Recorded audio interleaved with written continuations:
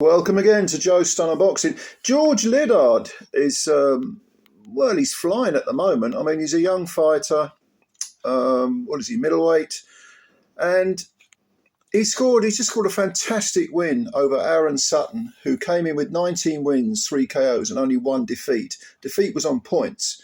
And Liddard, Sutton came in bouncing. I mean, he came into, can't take my eyes off of you, a very big intro and very, very confident.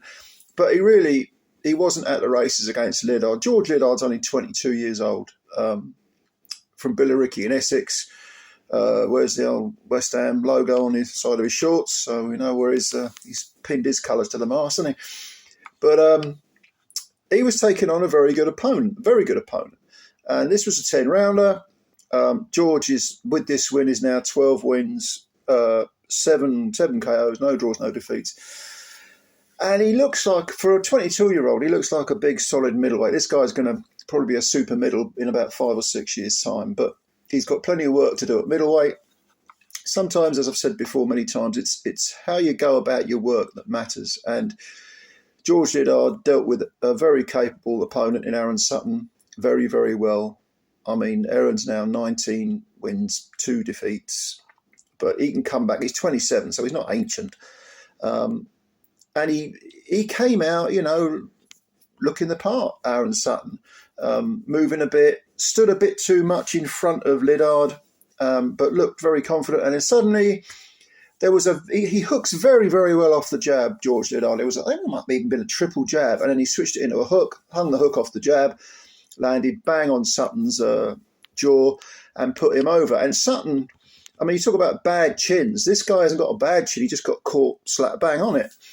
And down he goes, but he gets up. It was, quite a heavy knockdown, but he wasn't all over the place. He recovered well, started to move an awful lot around the ring. But looked a little bit of a sucker for not just the hook, but the overhand right as well. It looked like he was. He adopted the right tactics eventually in this fight. By jabbing and moving an awful lot. But George reminds me a little bit of some of these Mexican fighters. Doesn't throw a great deal of punches, but the pressure he puts on it's that, psychological pressure, that menace, that almost like a sinister come forward, water on rock effect. And he was able to, in the second round, Sutton, credit to him, he was coming back well. He was, trying to move, jab, trying to have his own say by letting his punches go. But nothing of any real power was landing. Bear in mind, in 19 wins, he's only got 3 KOs. And then this time, in the second round, it was a big overhand right that put Sutton over. And again, it was quite a heavy knockdown. Sutton gets up. So he's been over in the first round within the first 30 seconds. He's over in the second round. Plenty of, guts in the guy. He got up and he started to move.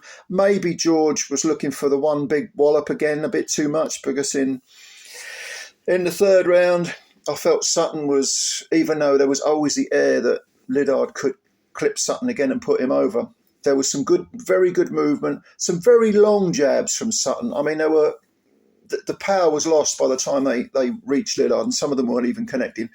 But Liddard didn't feel there was anything coming back at him, obviously, and was just walking down Sutton. Fourth round, pretty much the same. A lot of threats from Liddard. Even though Sutton was getting back into the fight, you still felt that Liddard was not. I'm not talking about points, but you felt that he was winning the fight in the sense that the pressure was, gradually gaining. It was gaining momentum, almost like a volcano rumbling, and then it's going to explode.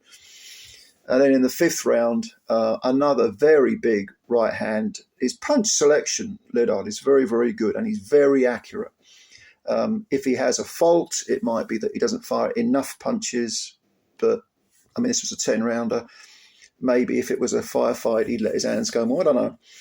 But he landed another big right hand on Sutton, put him over heavily. Again, Sutton knew where he was. He did sort of shake his head at the corner as if to say, I don't know what the fuck to do. What am I doing here? And the towel came in. To save Sutton. I think he kind of knew he was done. It wasn't that he lacked heart, to be honest. It was just that whatever he tried, Liddard had a bit more of everything. And when you're getting hit so accurately, so heavily, so on point, and you just don't know how to counter that, inevitably you're going to think, well, maybe discretion is the better part of valor. I don't know. But the towel came in and it was all over. I think it was the last minute of the 5th round. Very, very good win for Liddard. Very, very good win against a good opponent. Sutton can come again, don't get me wrong. But Liddard looks the part. Only 22. This is a kid with a fair bit of potential. Bring him on nice and steady.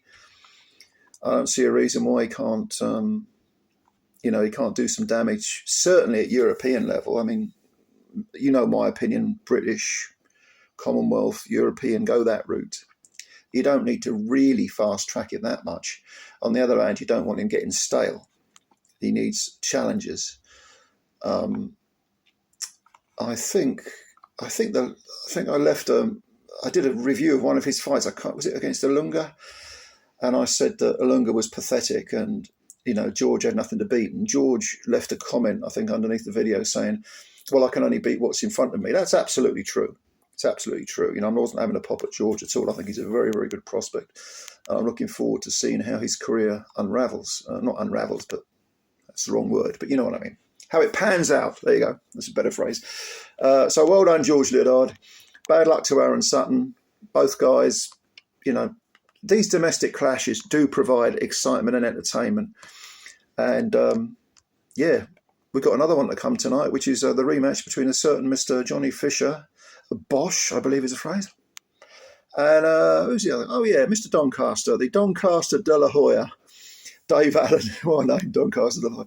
Anyway, look out for that review for that fight that I'm going to do and enjoy it. And I'll catch you all later. Bye for now.